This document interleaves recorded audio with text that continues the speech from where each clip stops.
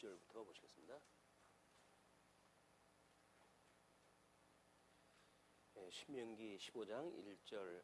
매 7년 끝에는 면제하라. 면제의 규례는 이러하니라. 그의 이웃에게 구워준 모든 채주는 그것을 면제하고 그의 이웃에게나 그 형제에게 독촉하지 말지니 이는 여호와를 위하여 면제를 선포하였음이라. 이방인에게는 내가 독촉하려니와 내 형제에게 구워준 것은 내 손에서 면제하라. 우리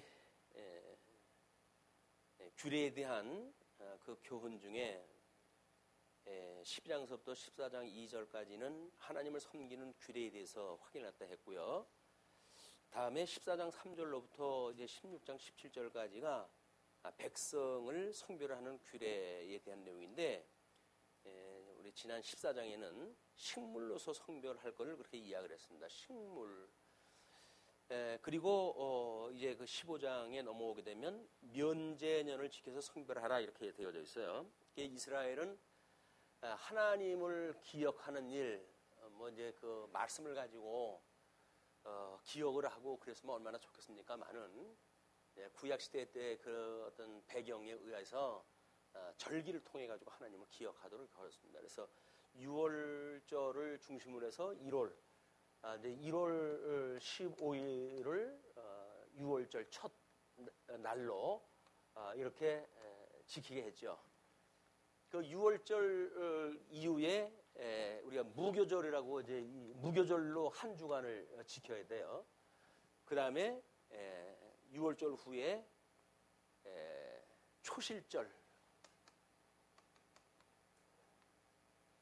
지키고 초실절 다음에 오순절을 지키고 그 다음에 우리 나팔절, 그 다음에 속죄일, 그 다음에 장막절. 이것이 이스라엘 백성들한테 보여준 절기, 그림이에요. 이제 이건 모형이기 때문에 이 모형적인 하나님의 계시 섭리를 실체적으로 이제 이루시는 것이 예수 그리스도에 대한 이야기입니다. 예수 그리스도. 이런 모형적으로 보여준 거는 좀 예수 그리스도가 어떻게 하나님의 언약대로 와서 그걸 이루신지에 대한 이거를 매 절기마다 1년을 우리 세월을 보내면서 끊임없이 예수 그리스도를 기억나도록 이런 절기를 만들었는데, 이제 예수 그리스도는 온데간데가 없고 절기만 나눠져 있기 때문에 결국 예수님이 오셨을 때에 예수님만 이 절기를 따라가지고 진행이 되어지고 유대인들은 자기네들대로 절기를 지키는 일들이 이제 병행이 되어집니다. 이것이 어떤 건 육적인 계시의 방법, 이 모형이라고 하는 육적 계시의 방법과 실체적으로 이루는 신령한 영적 성취라고 하는 이런 모형으로 되어져 있는 특징이기도 해요. 그래서 육적 개념으로 가시적으로 보여주는 이런 그 절기에 대한 것을 예수 그리스도의 본질을 보지 못하고 다만 그냥 행사 위주로서 이게 남게 되어지는 것이 절기의 이제 오해입니다. 우리 그 6월절이라고 하는 거는 예수님이 6월절 어린 양으로 이제 돌아가시죠. 그리고 떡을 떼고 이렇게 해가지고 결국 예수 그리스도가 그 양에 의해서 제물로 돌아가신 것이 하나님의 말씀인 걸 기억을 하게 하고, 이렇게 했을 때에 부활의 첫 열매가 이제 맺히게 되는 거예요. 부활의 첫 열매. 우리 예수 그리스도가 결국은 부활의 첫 열매로 떡을 떼 가지고 6월절 절기를 지키시고 첫 열매로 이제 부활을 갖다 하게 되어지는데, 예수님의 부활 사건이에요. 부활 사건. 그리고 이제 이 초실절 뒤 50일간의 시일이 끝나게 되면 오순절 절기를 주게 됩니다. 이건 성령 강림에 대한 얘기죠. 성령 강림. 이 성령 강림은 예수님이 당신이 그 영을 보내주신다고 그랬으니까 예수 그때 영으로서의 예수 그리스도에 대한 이야기입니다. 그래가지고 오순절 성령 강림을 보내게 되어지고 결국 그 나팔절 우리 천사장의 나팔 소리와 함께 예수 그리스도의 재림에 대한 그걸 이제 이야기했다 했고 속죄일이라고 하는 이것이 우리 천년왕국이라고 하는 상실되어졌던 에덴 우리 이 에덴을 상실해 가지고 이제 이런 그 일들이 만들어진 건데 그 상실했던 에덴을 회복하는 역사입니다. 천년왕국으로서의 회복이 되어지고 천년왕국이 끝나게 되면 곧 이제 하나님의 백보자 심판이 있게 되어지죠. 이 심판에 대한 일이에요. 예수 그리스도가 전부 해야 될 실체적으로 해야 될 거를 이렇게 구약에서는 모형적으로 보여줬단 말이에요. 이런 절기인데 이런 통시적으로 봤을 적에는 하나님이 이런 절기를 통해서 끊임없이 예수 그리스도를 기억하고 그러므로 우리 하나님께서 보내주시고자 했던 예수 그리스도의 이런 섭리를 우리가 기억을 하고 그래서 우리 하나님의 그 하시는 일을 보고 찬양을 하도록 이런 섭리를 해가시는데 여기에 정신이 뭔가 이제 이 문제가 아마 6월절 우리 구약 시대 때 율법을 지키는 사람들의 아픔이었어요. 그래서 예수님이 이제 뭐 11조에 대한 이야기를 했을 때 너희들이 의와 인과 신은 버렸다 이렇게 이야기를 하거든요. 그러니까 이건 정신이에요. 이런 11조라고 하는 어떤 형식은 이런 규례라든지 절기라든지 이런 걸 지킬 때에 마땅히 지켜야 될 정신입니다. 이게 복음의 정신이죠. 우리 예수 그리스도의 사역에 대한 이제 예수님의 그런 그 이야기이기도 하고, 그러니까 예수님은 이 의와 인과 신을 이루실 분이거든요. 이런 거를 놓치게 되어지게 되면 이제 행사 위주의 절기만 남는다든지 또는 예수 그리스도에 대한 걸 우리가 신약성경을 통해서 깨달았다고 하더라도 여전히 그냥 개념적이거나 관념적으로 이걸 이해하는 수준은 없는 맙니다. 본질적으로 그게 뭐냐면 우리 구약시대 때부터 있었던 11조의 문제를 예수님이 가지고 그 복음의 정신을 지금 이야기하실 때 너희들이 의와 인과 신을 버렸다고 이렇게 이야기를 하거든요. 근데 이 의라고 하는 거는 하나님께서 제사장 나라를 세우시기 위해 가지고 레위 지파의 어떤 분깃으로 11조를 내도록 했어요. 제도적으로는. 그래야 레위 지파에서 제사장의 역할을 감당하고 그러므로 이 제사장 나라가 이제 세워진다고 하는 원리에 의해서 이제 이걸 선포하다 한 겁니다. 그리고 이제 하나님의 거룩한 백성을 하나님께서 세우시기 위해서 이 거룩한 백성이라고 하는 그 이야기는 결국 긍휼에 대한 문제거든요. 이 긍휼. 그냥 하나님의 이 거룩이라고 하는 그 이야기는 세속처럼 가난한 예를 들어서 뭐 여기에 이제 뭐 과부 또는 고아 또는 나그네 이렇게 소외되어진 계층에 대하여 무시하는 세속적 문화하고 다르다는 거예요. 하나님의 이 거룩한 백성은 오히려 이렇게 뭔가 보호가 필요한 사람들에 대하여 긍휼한 마음을 갖는 것, 이것이 이스라엘 백성들이 이런 절기를 통해 가지고 끊임없이 우리는 좀 하나님을 잃어버렸던 가부 같은 신세였어, 또는 우리는 아버지를 잃은 고아와 같은 신세였었지, 우리는 우리의 나라를 잃고 유리방황하던 나그네와 같은 존재였어. 그러나 우리 하나님의 은혜로 우리가 회복되어져서 하나님의 긍휼을 입고 하나님께 거룩한 백성으로 우리를 부르신 거지 라고 하는 이 인에 대한 거를 우리가 이제 복음의 정신인데, 이런 절기를 통해 전혀 없는 거예요. 전혀 없어요. 그리고 이제 이 우리 신이라고 하는 그 이야기는 예수 그리스도에 대한 예수 그리스도에 대한 예표로서 이제 11조를 갖다 낸 거란 말이에요. 모두가 하나님 앞에 하나님 것으로서 하나님께 드려야 되겠지만 우리 예수 그리스도만 우리의 대표가 되어가지고 하나님 앞에 드린 바가 되어져서 우리가 모두 하나님의 백성으로 되어졌다라고 하는 믿음에 대한 이야기예요. 믿음에 대한 이야기. 그래서 하나님의 이런 제사장 나라와 거룩한 백성 막 이런 걸로 해가지고 의와 인과 신이라고 하는 율법이 우리한테 주어졌던 사랑이라고 하는 계명으로 주어진 정신이 뭐냐면 이 의와 인과 신인데 이걸 이루고 사니까 이게 절기라든지 뭐 이런 걸 날짜를 갖다 지키는데 무슨 의미가 있습니까? 우리는 또 그래도 그거에 목을 매잖아요. 그 뭐 결혼 기념일도 뭐 생각도 못하고 뭐 생일도 잊어버리고 그 모양인지 모르겠어 뭐 이래가지고 이제 이야기를 해요. 근데 이게 아주 초등적인 그런 그 생각이에요. 이 아이들은 자기 태어난 정체성이 정립되어지기 전까지는 이런 모형적인 걸로 해가지고 우리 기념해주고 이제 그러잖아요. 근데 나이가 먹고 이렇게 되어지게 되면 그게 무슨 소용이니 이야기를 해요. 왜냐하면 우리는 이제 이 본질을 누리고 살기 때문에 모형적으로 어떤 그 몽학 선생처럼 우리 진리로 인도하는 그런 수단이라든지 이런 거에 매이지를 않는다는 거죠. 11조를 냈던 사람들도 마찬가지였어요. 이런 모형적으로 보여줬던 그런 그 일에 대하여 열이 다 하나님 거지 내게 어디에 있겠냐 이런 생각을 가지고 우리가 이제 이 신앙생활을 해야 되는데 신앙생활을 할 때 그냥 10분의 1을 갖다가 11조로 우리 하나님 앞에 내니까 뭐 내라고 하니까 내는 거죠. 뭐 내라고. 뭐 낼 수 있으면 또 내면 또 얼마나 좋습니까? 선한 일을 갖다 하는데 회교권에서는 이것을 10의 2를 냅니다. 그 사람들이. 회교권은 연봉가 더 세요. 우리 기독교보다. 왜냐하면 자기네들이 옳다고 일하는 그 일에 가치를 부여하고 그 일을 하기 위해서는 마땅히 재정이 필요한 거 아니겠어요?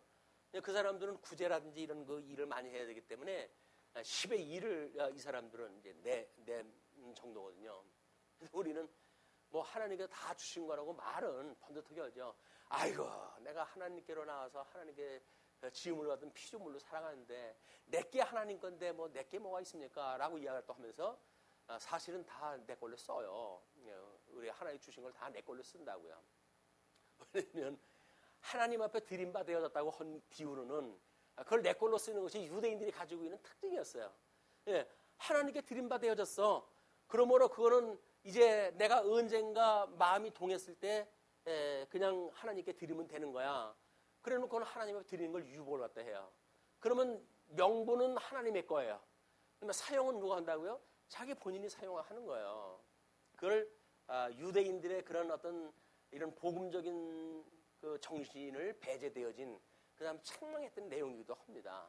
우리가 이런 어떤 진리를 알게 되어지게 되면 이 본질을 안다고 하는 것이 과연 뭔지 이걸 한 번쯤은 생각해 볼 필요가 있습니다. 왜냐하면 지금 그 첫 번째 면제에 대한 이야기가 이웃에게나 형제에게 독촉하지 말고 얼마나 궁했으면 그 사람들이 빚을 져가지고 이를 살았겠어요. 빚을 졌다고 하는 그 이야기는 이 긍휼을 보지 못하는 거 아닙니까? 어떤 그 목사님이 글을 썼는데 성경에는 주인공이 둘이 있대요. 하나는 하나님이고 하나는 이런 소외되어진 사람들, 이 사람들하고 두 부류가 있다는 거예요. 이제 그분은 어떻게든지 뭐 사회적으로 해가지고 이거를 평등한 세계를 만들어 가기 위한 그런 생각을 가지고 성경을 보니까 그렇게 보이겠죠. 그러나 예수님께서는 야, 가난한 사람들하고 너희 평생 있어. 그렇게 그러잖아요. 가난한 사람들은 너희 평생 있어. 지금 나의 일을 갖다 하는 거를 너희들이 뭐 깨닫고 그 일을 또 하는 것이 중요하지. 뭐 가난한 사람들을 무슨 뭐 팔아가지고 많은 사람들이 죽었으면 좋을 뻔했는데 그래가지고 식은 소리도 하고 앉았냐. 그 여자는 지금 나의 장례를 위해 가지고 저 6월절 어린 양으로 죽게 되어지는 나를 위해서 이 예수 그리스도를 예표하는 이 믿음의 세계에 대한 거를 지금 하기 위해서 여자는 자기한테 기름을 부었는데 거기서 빙땅 치고 있는 그 인간이 허니냐이가 그거 팔아가지고 가난한 사람한테 주면 좋았을 걸 그거 왜 허비하느냐라고 이야기를 하니까 예수님께서 가난한 사람들한테는 너희는 늘 항상 있는 거야. 그러나 나는 이 전리를 따라가지고 해야 될 일이 있단다. 근데 그 절기를 맞춰가지고 6월절 어린 양으로 죽어야 될 나를 위해서 장례를 위해 가지고 그가 기름을 부었는데 네가 뭘 한다고 그 여자를 책망을 해 이 인간아. 이제 그 이야기거든요. 그 돈을 사랑하는 유다의 그 일이에요. 유다의 그 책망하는 일. 그 사람은 모든 걸 돈에다 관점을 맞추고 이제 이야기를 하는 거야. 그러니까는 여자가 뭐 돈이 넉넉한 여자도 아니잖아요. 근데 그 옥합을 깨가지고 그걸로 예수님의 장례를 여자는 이제 그 머리에 이 발에다가 그 이제 향유를 부어가지고 장례에다 준비했고 예수님은 그걸 당신이 장례를 준비한 걸로 그렇게 이제 인정을 해주잖아요. 그러니까 하나님의 일이라고 하는 거는 그런 그 일인데 하나님을 예표하는 일로 진행이 되어지고 그리고 그 정신이 어떻게 이제 그 예수님을 예표하는 사건으로 포커스가 맞춰질 거냐라고 그러는데 그래서 뭐 들은 풍어는 있었나 봐요. 의와 인과 신을 버렸다니까 긍휼에 대한 이야기가 있으니까 해야 되지 않느냐. 그런데 사실은 그렇지 않습니다. 유대인들이 했던 신앙생활을 보게 되면 우리 예수님이 산상수훈에서 지적했던 내용들이 이 뭐 기도에 대한 이야기죠. 이 기도, 구제, 그다음에 금식 이것이 유대인들이 가지고 있던 신앙생활의 큰 세 종류예요. 그러면 금식이라든지 기도라든지 구제라든지 이것이 그냥 유대 어떤 그 사람들이 가지고 있는 종교 생활의 패턴이란 말이야. 이걸 잘하는 사람들이 신앙생활 잘한다고 생각이 들었으니까 구제를 한다고 해가지고 시장 모퉁이에서 종을 갖다 흔들어대고 내가 도와줄 테니까 도움이 필요한 사람 나한테 오셔 그 이야기 아니겠어요? 그냥 하나님께서 얘 인간아 오른손이 한 거 왼손이 모르게 다른 사람한테 그냥 폼 잡고 그러면 이미 너는 그거 다 하나님 앞에 그게 다 뭐 받침바가 되어졌기 때문에 하나님한테는 아무런 이익이 없어. 여기 우리 믿음의 행위, 이 믿음의 행위의 원리를 갖다 이야기했을 때요. 예수님이 오셔가지고 하나님이 기뻐하시는 뜻대로 그 행위를 갖다 했을 때 믿음의 행위로 됐던 것이 구제를 갖다 할 때는 왼손이 하는 것을 오른손이 모르도록 하셨던 일이다. 기도도 마찬가지죠. 기도한다고 뭐 자기는 늘 기도하다 한 사람이라고 해가지고 큰 길 사람 많은 데서 두 손을 들고 뭐 하나님 그것도 또 뭐 저 가난한 자와 같지 않게 뭐 이렇게 해서 감사합니다 이런 쓸데없는 소리나 하나님을 이야기를 하니까 그러니까 하나님께서 기도했다 할 때 너희들 골방에 들어서 기도해. 다 사람 보는데 그렇게 하는 이미 하나님 다 받은 바 되어졌기 때문에 너한테 돌아올 거 아무것도 없어. 골방에 들어가지고 아무도 보는 사람 없는 데서 기도해. 그 이야기예요. 왜냐면 기도가 자기 자랑거리인 거예요. 이게 자기 자랑거리. 신앙생활의 자랑거리인 거예요. 의와 인과 신을 버리고 있는 모든 유대교가 가지고 있는 특징이 자기를 자랑하는 일로 드러난 것이 기독교 문화란 말이에요. 그리고 금식을 하다 하게 되면 뭐 며칠 굶지도 않았는데 뭐 40일이나 굶었던 것처럼 그냥 죽은 쌍을 하다 해가지고 하니까는 금식할 때 머리다 기름 바르고 해. 금식은 티도 내지 말라는 거예요. 뭘 그렇게 아주 하나님 앞에 죽을 만큼 했다고 해가지고 인상을 써가면서 그러고 하냐고 하지 말라는 이야기거든요. 금식을 하려면 머리에다 기름 바르고 해라. 다른 사람한테 티내지 말라는 거예요. 그러니까 사람 앞에서 이걸 다 하는가, 인간 앞에서 자기를 자랑하는 걸로 하는가, 아니면 예수 그리스도처럼 이거를 하나님의 기뻐하시는 뜻을 따라서 실행하는가에 대한 이거를 이제 가르쳐 준 거란 말이에요. 이게 복음의 정신이에요. 예수님이 하시는 그런 이 유대인들이 왜곡되어져 있는 신앙생활을 바로잡았던 일이란 말이에요. 그 중에 이제 우리가 주기도를 여기서 이제 배우게 되어지는 거예요. 그러니까 그 기도를 다 하기 위해 가지고 중언부언하고 그렇게 하는 것이 능사가 아니라 기도라고 하는 것은 하나님의 기뻐하신 뜻을 구하는 일이니까 너희들은 그걸 구하도록 해라. 그렇게 해가지고 이 기도를 할 때 여기서 세상에서 먹고 마시는 거 이런 것들 구하고 그러니까 그런 거는 하나님이 다 필요한 건데 너희들 알아. 하나님이 본질적으로 예수 그들 보내주셔가지고 하나님의 영광을 선포하기 위해서 지금 이 섭리를 다 하시는 거 아닙니까? 그러니까 이 영광을 선포하기 위해서 이런 일을 다 하는데 하나님의 영광 선포가 너희들 먹고 마시는 것 때문에 방해받지 않도록 이걸 하신단 말이죠. 그러니까 너희들 무엇을 먹을까 마실까 이런 거에 염려하지 마라 그런 이야기예요. 근데 그게 사실 그렇지는 않은 것 같아요.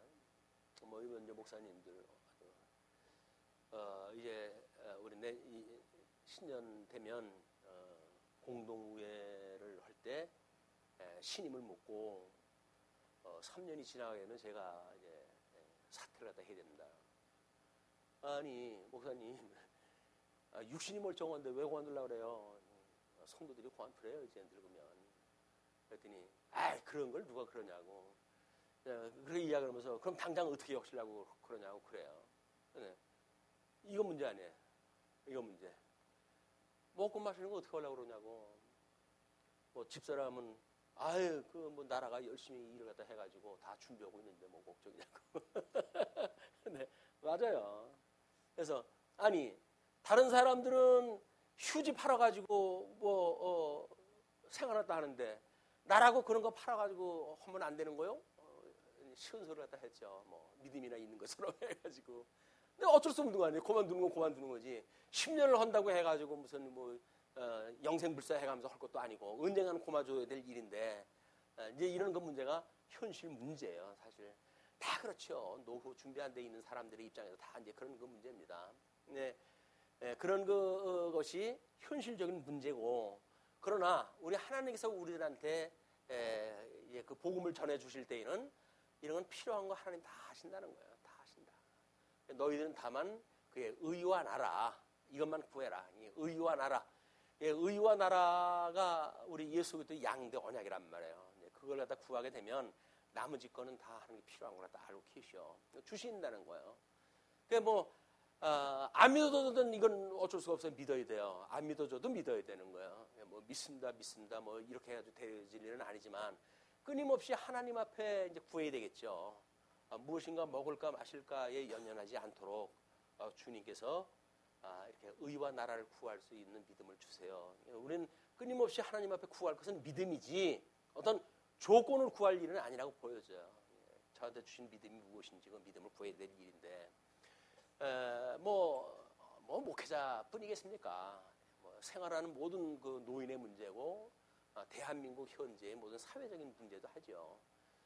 자식들을 위해 가지고 올인하던 세대가 자기 개발을 위해 가지고 뭐 노년을 위해서 준비한 사람들이 없잖아요.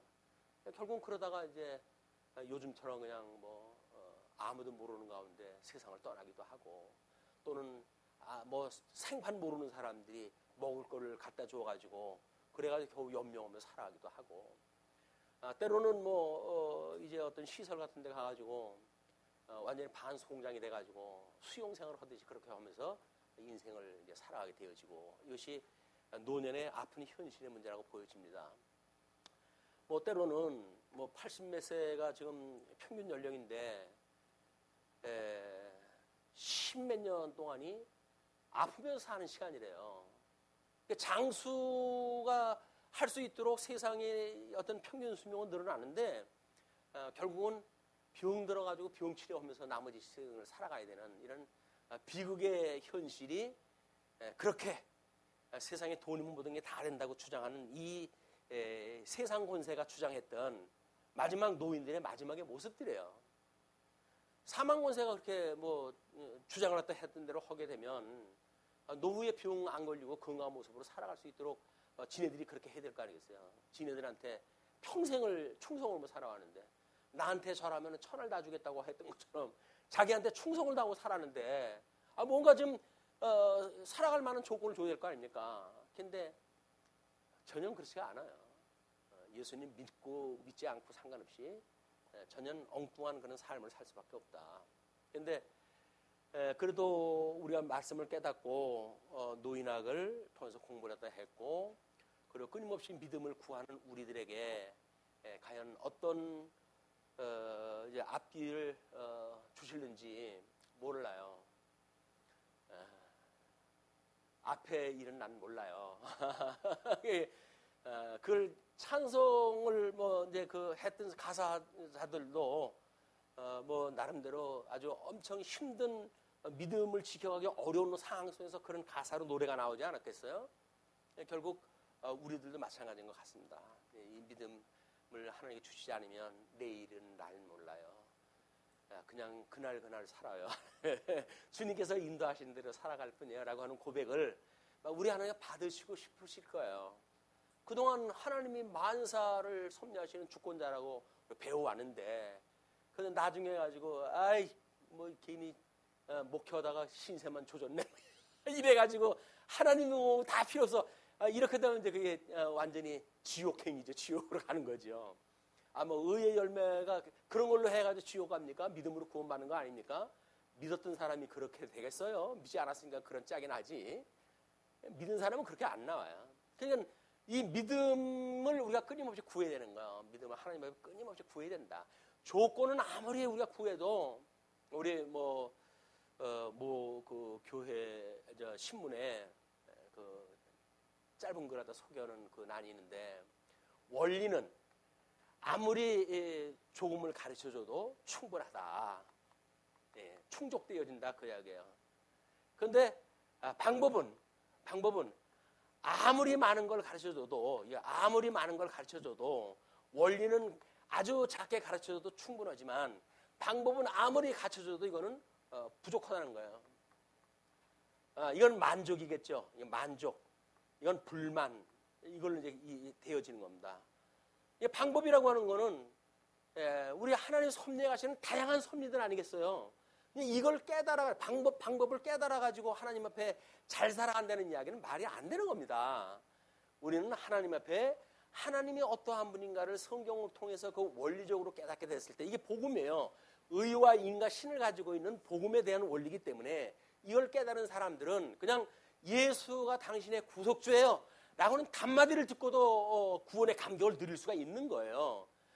성경을 무슨 신학적으로 해가지고 쩍쩍하고 가르쳐 준다고 해결될 문제가 아닙니다.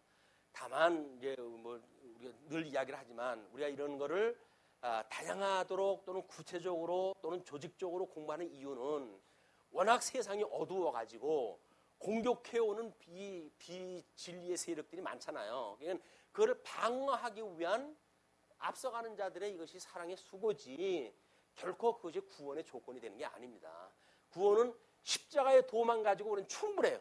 십자가의 도만 가지고도.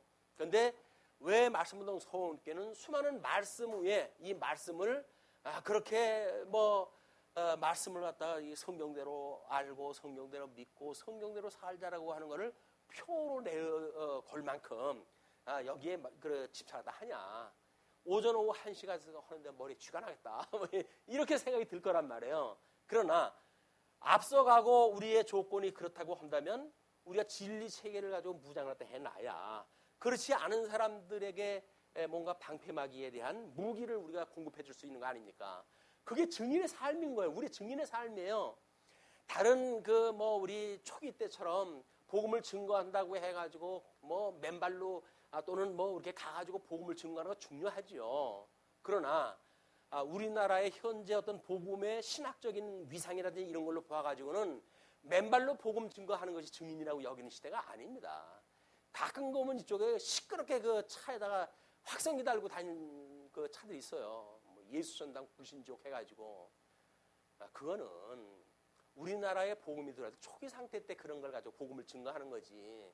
지금 이 대명천지 밝은 세상에 엄청난 해아래 철학을 가지고 진리 세계를 공격해 오는데 그걸로 이야기하는, 물론 거기에 아주 정말 그 복음을 모르는 사람들에게 구원을 받을 수 있는 기회가 있을지 모릅니다.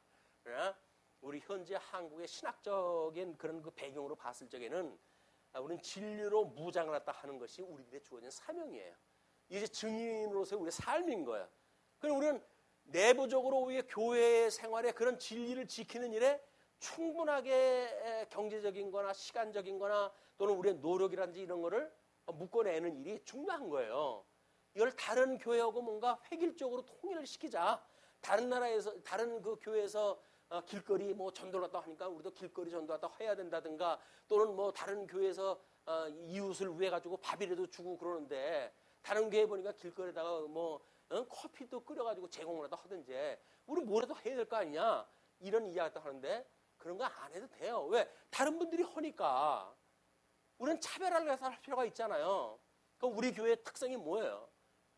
진리 위에 이 교회를 세워가는 우리들한테 이런 신학을 가지고 있기 때문에 이걸 어떻게 진리를 보수하고 전승할 것인가에 대한 포커스를 맞출 이유가 있다. 이건 우리 전도회도 있고 나름대로 이제 속회의 그런 그 일들이 있어요.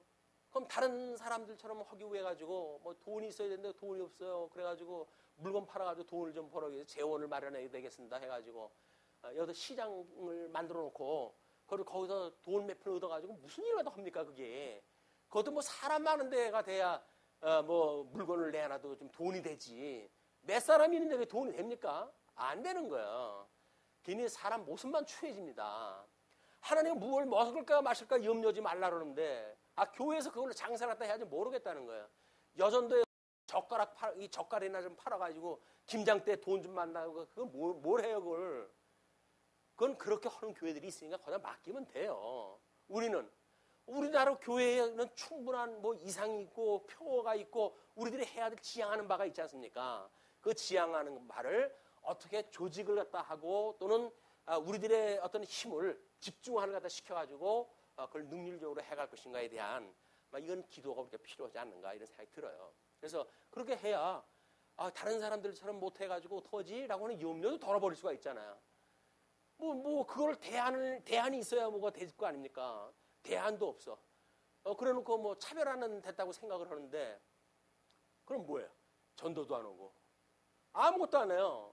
주일날 예배도 잘 나오느냐? 그렇지도 않아요.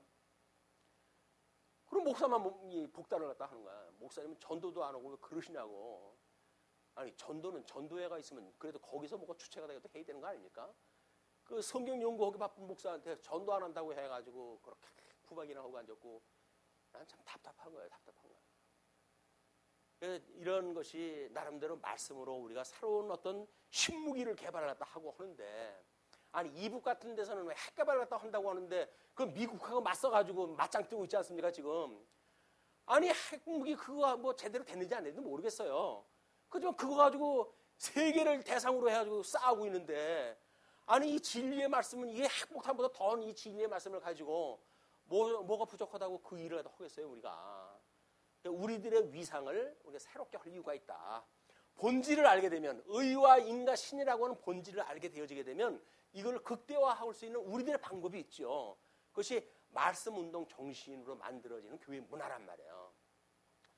그래도 작년에 뭐 이제 조직도 우리가 나름대로 이제 구역 활동을 활성화하고 그래가지고 성도님들이 교제가 활발해지고 그냥 뭐 얼굴색들이 달라지는 것 같아요. 성도님들이 그동안 목사 때문에 말 못했던 거 성도들끼리 만나니까 이야기할 수가 있고 그러니까 얼마나 후련하겠어요. 말 못했던 거 말을 갖다 하니까. 근데 목사 있는 데서 말 못할 거 아니에요. 아무리 정당한 이야기라고 하더라도 말로는 우리 목사님 못 당해. 말 하나 많아야. 라고 하니까 그걸 속에다 담고 살아야 되니까 전부 병이 되는 거예요. 뭐 옆에 동료하고는 이제 그런 이야기를 나눌 수가 있다고 하는 게 얼마나 다행입니까? 저 있는데 이야기한다고 하더라도 뭐 제가 말리지는 않잖아요. 그런데 본인들이 스스로 이제 그런 이야기를 안 하시니까 그래도 나름대로 이제 뭐 가까운 구역을 만들고 이야기 되어지고 또는 고통도 나누고 또는 위로도 받고라고 하는 교회의 진솔한 그런 이 교제가 되어진다고 보여집니다. 교회의 어떤 조직을 통해 가지고 교제가 나눠지면 더 좋겠죠. 그러나 그거는 너무 규모가 좀 규격적이에요. 그러나 우리 이제 구역 활동이라든지 그런 거는 조금은 좀 자유로운 교제니까 나름대로 어떤 진솔한 그런 그 이야기를 주고받을 수 있는 그런 공간도 마련이 되어졌고, 아마 또 뭐 이제 모르겠어요. 이제 작년에는 그렇게 해가지고 서기부에서 뭐 해가지고 교제도 만들고 그래가지고 첫 해니까는 잘 출발을 했다 했잖아요. 서기부가 시간이 가면서 병이 나가지고 그 일을 추진도 못할 정도로 이제 이 건강이 나빠졌단 말이에요. 그래서 다음 서기가 이제 그거를 할 건지 어떤 생각을 가지고 계신지 어떤 기도를 갖다 하고 계신지 저는 몰라요. 저는 모르는데 전임자가 얼마만큼 또 인수인계 했는지도 모르겠어요. 그러나 지속돼야 될 일이라고 보여져가지고 나름대로 이제 치양회를 이야기할 때 그러면 후속 그런 교제 문제라든지 그런 걸 어떻게 할 것인가. 왜냐면 우리 지역 담당하는 권사님이 그걸 가지고 고민하다 하시니까.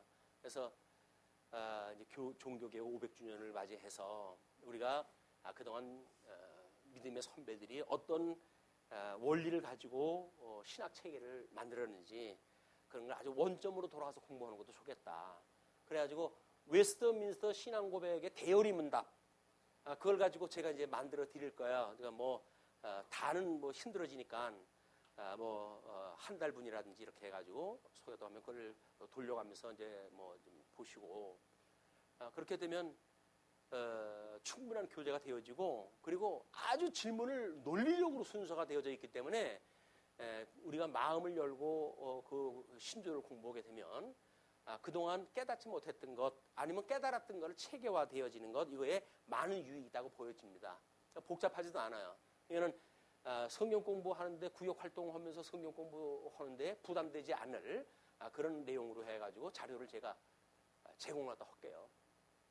서기부에서 기여하다 하시고 제때 안 나오게 되면 자꾸 책을 갖다 해야 돼요. 뭐 말로만 그러지 말고 줘야 될 거 아니냐 이렇게 해가지고 서기부에서 마련했다 해가지고 아니면 뭐 구역 관리 권사님이 그렇게 준비가 다 요청하다 하시든지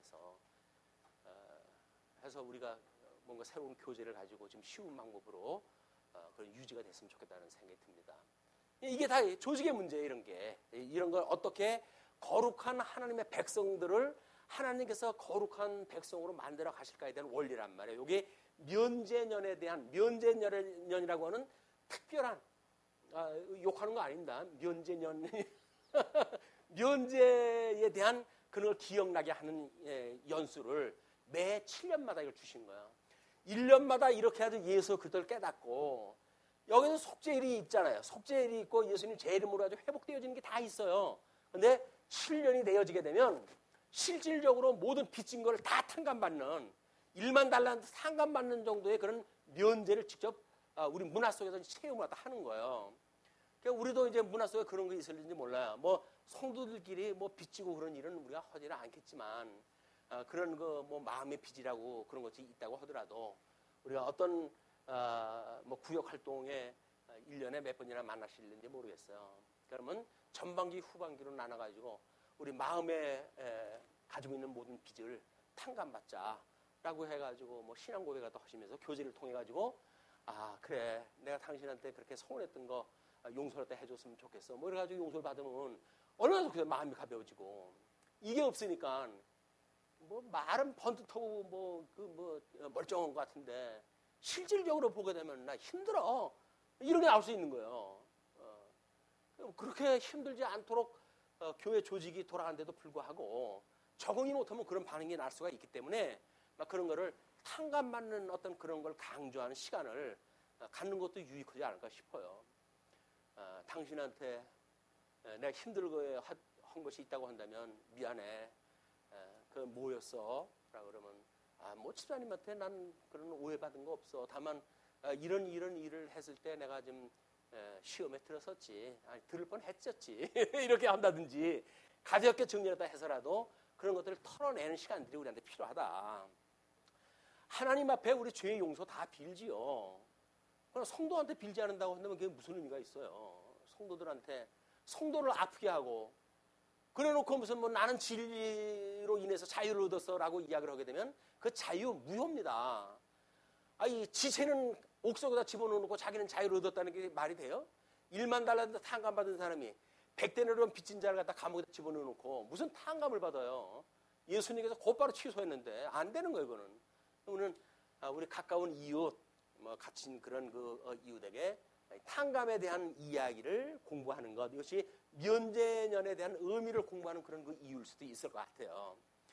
내용은 별게 없어요. 이제 읽어보게 되면 반복되어지고 이제 이런 일이기 때문에. 그러나 이런 원리를 먼저 우리가 공부를 갖다 해놓고 본문을 읽으면 이제 면제년에 대한 그런 이유를 충분히 알 수가 있기 때문에 이렇게 일단 서론적으로 해가지고 거의 끝날 시간 다 돼가는데 이렇게 됐어요.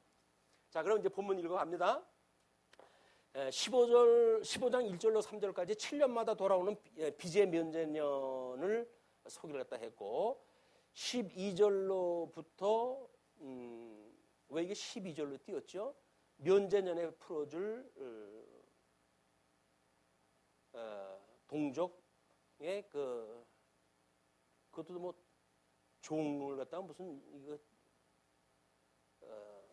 이런 종자를 갖다 써놨죠? 주보가 이 뒤에 이렇게 붙어져 있는 그 개론인데 끌어올리다가 뭐가 잘못 끌어올려진 것 같아요. 하지만 본문을 읽어보시면 그 의미를 이제 알 수가 있습니다. 6절, 4절, 5절 보시죠.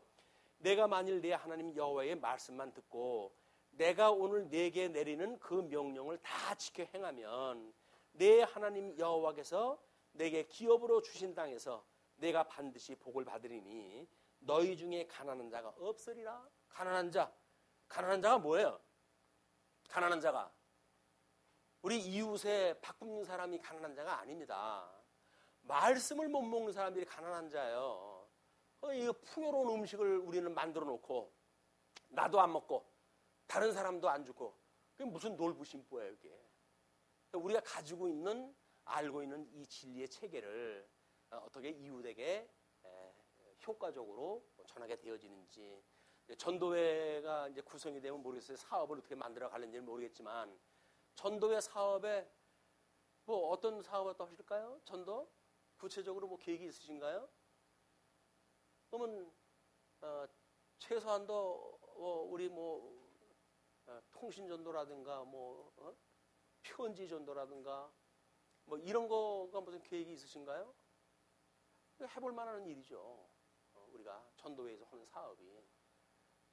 우린 전도회에서 전도는 배제되어진 전도회니까 전도 안 해요. 우리 전도회에서. 전도를 위해서 전도회가 구성이 되는데 본질이 빠져가는 거예요. 본질이. 뭐만 있어요? 전도회라고 하는 명칭만 남았어요. 그 조직은 있고 그리고 회비 또 내. 뭐 다만 얼마씩 회비를 내요. 내는 거 가지고 뭐 그래도 뭐 또 이거저거 해가지고 다 소비돼요. 근데 뭘 하신 거예요? 1년 동안. 전도에 대해서 뭘 하셨나요? 모르겠어요. 각 전도회, 연합전도회장님이 어떤 구상을 가지고 계시는지 모르겠는데, 그래도 나름대로 뭔가 우리가 어떤 전도를 할 거냐 전략을 세워지는 것이 우리는 어떤 특정화 시켰잖아요, 이제. 우리는 일반 이 교회하고는 뭔가 차별화되어져 있는 정책, 전략, 이런 걸 가지고 진리를 전승하고 보수하는 일을 하겠다. 이렇게 정리가 되었다고 한다면 그런 거에 맞는 방법이 개발되어야 되지 않을까. 그래서 뭐 방법이야 수없이 많아요. 오죽 답답하면 우리 인천교회 목사님이 아파트 전도라고 하는 그 특강이 있다고 그래가지고 그걸 일부러 가셨대요.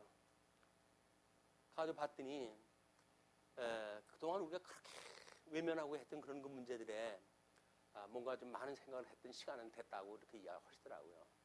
근데 마침 그 강사가 목사님을 보더니 알아보더래요. 어느 교회에서 오셨어요?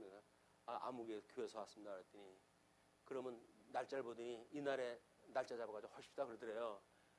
깜짝 놀라가지고 우리 교회는 그런 거 할 형편이 못 된다고 안 된다고 손사를 갖다 했대요. 그랬더니 안 되긴 뭘 안 돼요. 그냥 하면 되는 거지.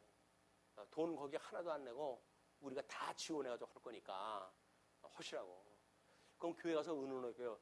아니 뭘 의논을 갖다 해요. 목사님이 허문하는 거지. 다른 교회는 사실 목사님이 허문하는 거거든요. 워낙 기가 이제 약해져가지고 성도님한테 이건 물어봐야 돼요. 그분이 한심 얻어 쳐다보더래요. 아니 목사님이 허문하는 거지 뭘 물어보고 해 그걸 성도들한테. 그냥 그것도 다른 날도 아니고 평일날 그렇게 한다고 그러는데 그래도 저희 뭐 교세가 뭐 개수교회에 대해서 약하고 뭐 그러니까 하는 거예요. 그러니까 그래가지고 닥달을 갖다 해가지고 밀려가지고 이제 하셨대요. 그래가지고 이거 뭐 교인이래야 또 뭐 일 나가고 평일날 나오실 분이 몇이나 있어요. 대여섯 명 뭐 아무리 계산했다 해도 숫자가 보이니까 아이고 이거 뭐 스텝이 제법 된대요. 이제 거기 와가지고 하는 사람들이. 근데 이걸 어떻게 하면 좋아요?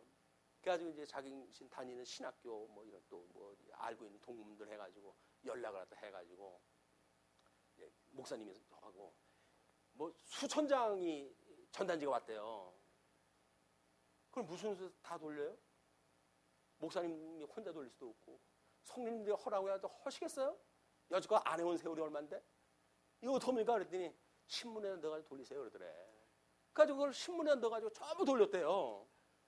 그래서 정말 뭐 돈 얼마도 안 들고 그냥 그렇게 다 했대. 그렇게 했더니 이제 와가지고 도시락 1만 원 회비를 갖다 받으면 그걸로 도시락도 주고 뭐 이 교환도 주고 해가지고 교육을 시키는데, 그래도 어떻게 그날 뭐 어떻게 저쩌게 아주 20명이 넘게 모였대요.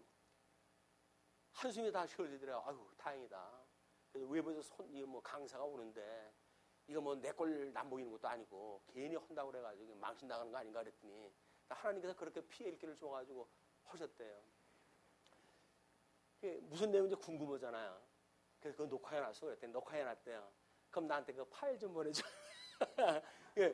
동영상으로 해가지고 보셔야 될 거 아니에요. 지금 세상은 어떤 전도를 갖다 하는지 어떤 전략을 가지고 하는지 알아야 될 거 아니에요. 안 할지언정. 그래가지고 그걸 이제 한번 특강 계획을 잡고 있어요. 이제 거기서 파일 오는 데래 가지고 특강을 또 할 겁니다. 그렇다고 해서 그런 대로 하라는 게 아니에요. 다른 교회에서 그렇게 할 때는 나름대로 우리가 뭔가 전도회라고 하는 그걸 운영하기 위해서는 어떤 계획을 세우고 어떤 전략을 세우고 할 것인가. 아니 뭐 전쟁에 나가는 사람이 그런 걸 다 따지지 않고 전쟁을 갖다 해가지고 어떻게 되겠어요.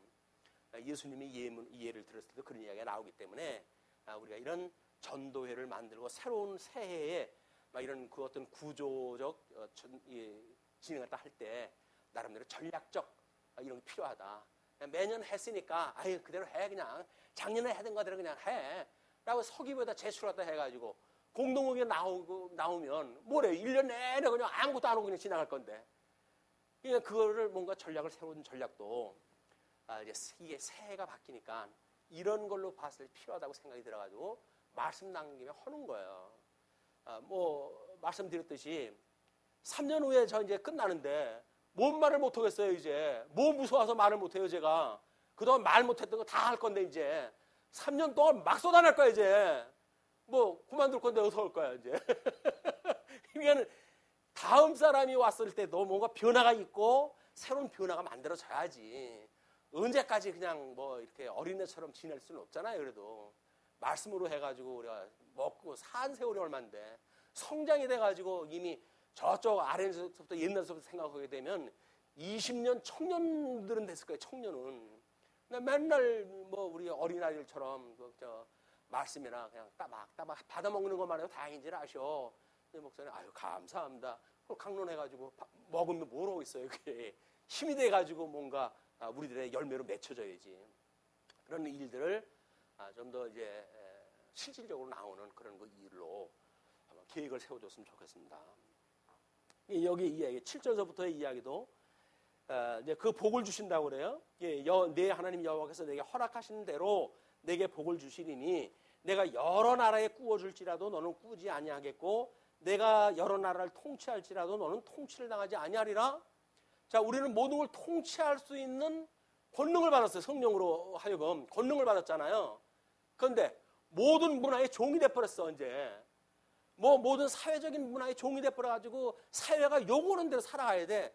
그럼 종이에요. 무슨 자유인이에요. 자유인은 말로만 자유인이지 자유를 누리는 게 아무것도 없는 거야. 세속 문화의 종이 돼가지고 살아가는 거예요. 그러면 그거로 진정한 자유를 얻었다고 한다면 그 다음에는 우리가 통치 대상이 돼야 되는 거예요. 이제 우리가 주도가 돼가지고 세상 문화를 뭔가 통치를 갖다 해가지고 나가야지. 거기에 어떤 종속되어져 가지고 살아가는 일은 자유를 얻은 자의 자세가 아니다. 자, 그래서 7절로 내 하나님 여호와께서 내게 주신 땅에 어느 성읍에서든지 가난한 형제와 너와 함께 거주하거든 그 가난한 형제에게 내 마음을 완악하게 하지 말며 내 손을 움켜쥐지 말고 움켜쥐지 말라는 이야기는 뭐예요? 그냥 내 주머니만 생각하지 말라고 이야기해요. 반드시 내 손을 그에게 펴서 그에게 필요한 대로 쓸 것을 넉넉히 구워주라. 구워주는 거는 빌려주는 거죠. 빌려주는 그 이야기는 복음적인 의미로 봤을 때 우리가 일용할 양식을 달라고 기도를 갖다 할 거 아닙니까? 하나님 늘 기도를 갖다 하지요. 그러면 일용할 양식으로 우리가 먹고 배부르게 되어지게 되면 배고픈 사람이 돌아봐지는 거 아닙니까? 그럼 누구에게 이 말씀을 전해줘가지고 그래서 진정한 자유를 누리고 살아가게 할 것인가? 라고는 적극적 우리들의 어떤 이 전환이 안 되면 우리 믿음의 생활에 전환이 안 되면 끊임없이 수동적으로 신앙생활을 하면서 우리는 고민을 갖다 해요. 이것이 고민이고 이건 마음에 안 들고 뭐 아주 부정적인 걸로 교회생활 할 수밖에 없어요. 교회생활을 긍정적으로 행복하게 할 수가 없다니까요. 해석이 안 되는데 그게 됩니까? 이 우리들의 신앙생활을 위해서라도 신앙생활의 패턴이 바뀌어야 돼요. 통치의 대상을 두고 거기에 우리 예속되어져 딸려갈 수는 없잖아요. 그걸 내가 이제 주도적으로 통치를 하다 해야 된단 말이에요. 그럼 통치를 권능을 주신 성령께서 그 일을 하다 해 가실 겁니다. 그럼 신앙생활을 어떻게 할 것인가? 내 기본적인 신앙생활도 내가 이제는 나의 신앙생활을 내가 주도적으로 해 나가야 돼요.